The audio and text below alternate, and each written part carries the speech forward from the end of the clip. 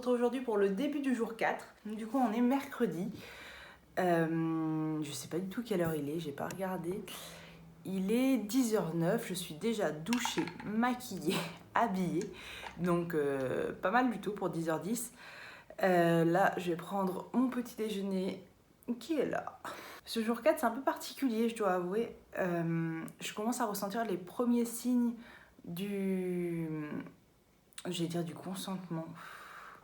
Je commence à ressentir les premiers signes de cet isolement, c'est-à-dire que je ne sais plus quelle heure il est dans la journée. Je n'arrive plus du tout à me repérer dans le temps, je mange à des heures qui sont pas du tout appropriées, je vais me coucher à des heures pas appropriées non plus, je me réveille n'importe quand et en fin de compte, j'ai perdu tout rythme qu'on est censé avoir. Par exemple, ma journée d'hier, du coup, je me suis réveillée, c'était 10h30. J'ai mangé, c'était 14h, 15h. Donc déjà, on est au-delà des midi 13h normales. Et ensuite, j'ai mangé le soir à 23h minuit. Et je me suis couchée, c'était 2h30 si je me trompe pas. Et là, je me suis réveillée ce matin, il était seulement 8h30. Du coup, j'ai pas dormi beaucoup. Et en fait, je me réveille, je sais pas quelle heure il est, je me couche, je sais pas quelle heure il est, j'arrive plus du tout à avoir la notion du temps. C'est vrai qu'avant, j'avais des journées qui étaient bien rythmées, c'est-à-dire que je me réveillais tous les jours à la même heure et j'allais manger tous les jours à la même heure, je me couchais pas toujours à la même heure, mais presque. Et là, je passe à une journée sans rythme. Finalement, du coup, j'y ai pensé, il y a très très peu de choses qui nous permettent de garder un rythme. C'est-à-dire que le rythme, on l'a grâce au travail, on peut l'avoir aussi grâce au jour et à la nuit, on l'a par rapport aux enfants et on l'a aussi grâce à la télévision. Et finalement, je n'ai aucune de ces quatre choses. Et du coup, j'arrive pas du tout à me repérer dans le temps. J'ai du mal. Donc ça, c'est vraiment le premier effet que je ressens après 4 jours de confinement. Et à voir comment ça évolue cet effet, parce que j'ai l'impression que ça va pas évoluer forcément dans le positif. J'ai pas encore envie de me mettre des réveils parce que les réveils, je pense qu'on en subit assez toute l'année. Et pourquoi s'infliger des réveils? Concernant la situation en Espagne, j'ai regardé un peu les chiffres. Ils les ont pas mis à jour. Donc on est toujours à près de 12 000 cas et plus de 500 morts. Comme je vous l'ai mis dans la vidéo d'hier, ça n'a pas encore été mis à jour. J'espère sincèrement que ça va pas trop monter. Malheureusement, j'ai vu qu'aux Canaries, une troisième personne était morte et elle a 34 ans. Alors, bon, elle avait des antécédents certes, mais ça fait un peu flipper parce que 34 ans, c'est vraiment jeune. Finalement, c'est pas si loin de mon âge. C'est peut-être même plus jeune que vous qui regardez la vidéo. Du coup, ouais, ça fait vraiment flipper. Une autre chose qui fait vraiment flipper, c'est que hier, par exemple, mon chéri avait cours avec son prof de pathologie qui est du coup traumatologue et qui travaille à l'hôpital. Alors, c'est pas le mieux placé pour donner des informations, mais selon lui, on n'est pas sorti d'affaires avant 3-4 mois. Alors, je sais pas s'il parlait du confinement ou de la maladie en elle-même, mais 3-4 mois, non, c'est pas possible. Pas 3-4 mois d'isolement. Je vais péter un plomb, vraiment. Ça va pas être possible. Autre chose que j'ai pu voir, c'est que les Baléares ont fermé leurs frontières. C'est-à-dire qu'ils ont interrompu tous les vols et tous les bateaux. J'ai peur que les Canaries, du coup, suivent le même chemin. Et si les Canaries suivent le même chemin, on va se retrouver en isolement sur une île. Bon, isolement sur une île, pas fun. Pas du tout fun. Aujourd'hui, pour le programme, j'aimerais vraiment faire quelque chose de productif. J'ai envie d'une journée très très productive. Il est assez tôt, je suis déjà touchée, je suis déjà préparée. Je me dis qu'on va continuer sur cette lancée. Du coup, on va faire la to-do list ensemble de la journée. Et on va essayer de faire des choses intelligentes pour une fois et pas de passer ma journée à faire du montage parce que je commence à en avoir marre. Bon, du coup, on va faire la to-do list de la journée parce que j'aimerais bien avoir une journée qui soit assez productive. C'est vrai que les autres journées, comme je l'ai dit avant, c'était pas incroyable. J'ai passé vraiment beaucoup de temps à faire du montage parce que le temps de prendre l'outil en main, ça prend du temps. J'avais jamais monté une vidéo de ma vie, j'avais jamais fait une petite miniature, j'avais jamais posté une vidéo sur YouTube et ça m'a pris pas mal de temps finalement. J'ai passé 2 jours à faire du montage et j'en ai oublié un peu le reste. Donc aujourd'hui on va essayer de faire une journée productive, j'ai quand même des choses à faire. Du coup je vais faire du montage quand même un tout petit peu aujourd'hui, que j'ai la journée numéro 3 à monter. La journée 2 est prête, j'en suis plutôt satisfaite vu que je l'ai finie hier soir sur le coup des minuit. Du coup au moins elle est prête à poster, je vous la posterai je pense aux alentours de 18h, faut que je vois. J'aimerais bien aussi lancer une machine et du coup l'étendre.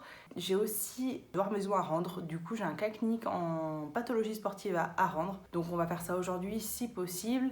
Et il faut que je rende aussi un autre cas clinique qui était celui de mon stage, qui est déjà fait. J'ai juste à le poster sur internet, donc on va le faire, ça va être assez rapide. De 4h à 8h, je suis censée être en cours normalement. Et je ne sais pas du tout comment va s'organiser la matière, vu qu'il y a des profs qui font juste des vidéos, il y a des profs qui préfèrent le live, il y a des profs qui vont juste envoyer les cours. Et impossible de savoir avec cette prof comment on va l'avoir sa matière. Si c'est une vidéoconférence, je vais en avoir de 4h à 8h, ça risque d'être quand même très long. Donc je me bloque ces 4 heures-là dans tous les cas. Ça sert à rien de prévoir quelque chose. Donc le sport, on verra suivant ces 4 heures de cours. Moi, je vous conseille aussi de structurer un peu vos journées parce que je pense que si on structure pas ces journées, ça va être compliqué sur du long terme. Surtout que voilà, moi je suis au 4e jour. En France, vous êtes au 3e. En Italie, ils sont à plus de 3 semaines, plus de 2 semaines. On n'est pas sorti de l'auberge.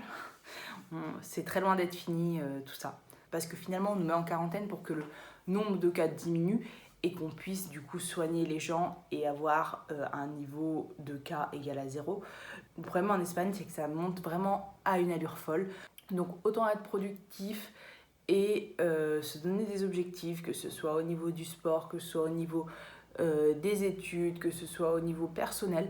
Faites ce que vous avez envie de faire, mais surtout occupez-vous, c'est le plus important. Et sur ce petit message, je vous laisse, je vais attaquer ma journée. Du coup, je vais attaquer le montage de la journée d'hier, de la journée 3, où j'ai mangé des faritas comme une grosse. Du coup, vous aurez retrouvé cette vidéo en ligne, pas ce soir, mais demain, vu que ce soir, c'est la journée 2. Et je vous filmerai du coup ce que je fais aujourd'hui, à voir si j'ai cette vidéoconférence ou pas, qui va me niquer toute ma journée si je l'ai. Et puis, je vous souhaite une bonne journée. Ciao! Pour moi, le gros point noir de cet isolement, c'est que je regarde les Marseillais. Et j'avais dit que non, je ne regarderai plus parce que je trouve ça un peu bidon malgré tout. Je trouve que c'est surjoué et tout. Et je me retrouve quand même à les regarder parce que je n'ai rien d'autre à faire. Du coup, je suis à l'épisode 5. Et me taper toute la semaine. Aujourd'hui, c'est pas incroyable. Il fait très gris, il fait assez frais. J'attends de voir comment ça évolue tout à l'heure. Des deux côtés, il fait pas très beau. Du coup, j'attends de voir comment ça évolue tout à l'heure et puis peut-être aller prendre le soleil sur le toit. Bon, on se retrouve, il est 18h maintenant. Là, j'étais en cours. Du coup, j'ai cours aujourd'hui de 4h à 8h. Obligée d'y assister. Là, on est en pause pour 5 minutes et voilà. Du coup, mon chéri va aller faire le repas et la vaisselle. D'accord? Vas-y, fais style de m'ignorer, t'es sérieux là? Dame!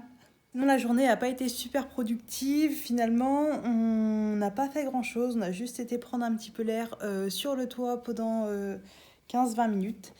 Et là, j'ai envie d'un McDo. Je ne sais pas si c'est possible. À voir si c'est ouvert, mais pourquoi pas. Bon, il est 20h. J'ai enfin terminé les courses. C'était hyper long. J'ai l'estomac complètement retourné. On vient de voir une vidéo d'accouchement. Je crois que c'est la première fois. Non, c'est même pas je crois. Je suis sûre que c'est la première fois que je vois de toute ma vie un accouchement. Je crois que j'ai adopté. Hein. Cherchez pas. Hein. C'était dégueulasse. Vraiment. Hein. Gros respect aux sages-femmes, mais c'est horrible. C'était horrible. C'était horrible. Enfin voilà. Et puis là, on ne sait pas encore ce qu'on mange.